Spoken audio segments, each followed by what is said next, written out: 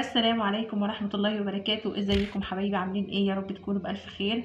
معاكم سدن. لو أول مرة تشوفوني انزلوا على علامة الاشتراك وفعلوا الجرس علشان يوصلكم كل إشعار بينزل من مطبخ سدن.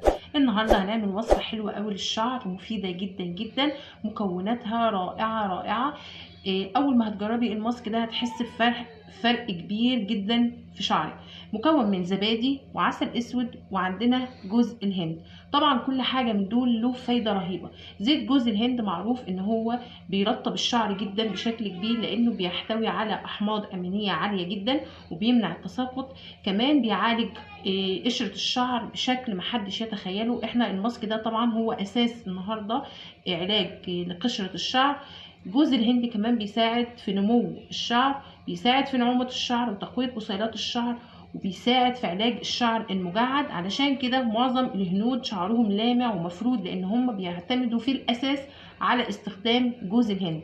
اما الزبادي فطبعا بتحتوي على احماض امينيه عاليه جدا، وبتكون بتساعد في القضاء على فطريات الشعر والبكتيريا المسببه للقشره، وكمان حكت لفروه الشعر، وبتعمل على تنظيف عميق جدا للشعر. العسل الاسود وهو اساس الوصفه ديت بيحتوي على فيتامينات كتيره جدا زي النحاس والحديد. وكمان العسل الاسود لو استخدمناه على فترات كبيره بيمنع من تجعد الشعر، يعني اللي شعرها بيكون مجعد وما بيتفردش مع الاستعمال. حتى لو العسل الاسود لوحده بيساعد في فرد الشعر بشكل رهيب، ومرطب قوي جدا جدا للشعر لان بيه مضادات اكسده.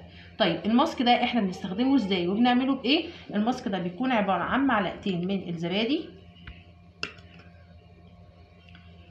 وعندي معلقتين من العسل الاسود. طبعا الكميه انت بتزيديها على حسب طول شعرك، لكن هو ده الاساس. وعندي معلقتين من زيت جوز الهند بالشكل ده، وهنقلبه كويس جدا لحد ما يمتزج معايا. خلاص هو امتزج معانا بالشكل اللي احنا شايفينه، بقى ده قوامه. كل ما تمزجيه كل ما يديكي نتيجة احسن.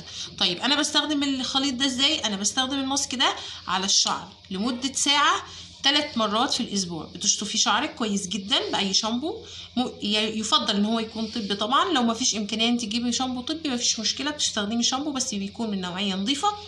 وبتغسلي شعرك وبتحطي الخليط ده على الشعر لمدة ساعة وبتغطيه. طبعا ما بتستخدميش استشوار، ما بنستخدمش استشوار يا بنات لانه هو بيجفف الشعر جدا. انا مش محتاجة استشوار في الفترة ديت خالص. على الشعر لمدة ساعة من الجذور للاطراف، بمعنى ان انا بعمل عمليه مساج لشعري من فوق من الجذور، اغذي البصيلات كويس جدا جدا علشان كل المكونات اللي انا حطاها في الماسك تدخل جوه بصيله الشعره من جوه، وبنزل بالتدريج على اطراف الشعر بحيث ان الشعر كامل يكون ملم بالماسك. طيب بستخدمه قد ايه؟ زي ما قلنا لمده ساعه 3 مرات في الاسبوع. النتيجه هتبان من اول شهر. طبعا قشرة الشعر نتيجة لطفيليات كتير جدا في فروة الراس، ونتيجة لالتهابات كتير، فهتكون محتاجة وقت معاكي. مفيش حاجة هتيجي من يوم وليلة، ولكن انت هتحسي بفرق في شعرك ان كان من لمعان او من القشرة بدأت تخف معاكي في خلال اسبوع باذن الله. دومي عليه هتحسي بفرق رهيب. حتى لو استخدمتي العسل الاسود بس، العسل الاسود بس لنعومة الشعر هيفيدك جدا. جربوا الماسك ده باذن الله هيفيدكم. لو عجبكم الفيديو ما تنسوش لايك وتعملوا سبسكرايب في القناه وتفعلوا الجرس علشان يوصلكم كل فيديو بينزل من مطبخ سدن. واشوفكم في وصفه تانية. سلام عليكم.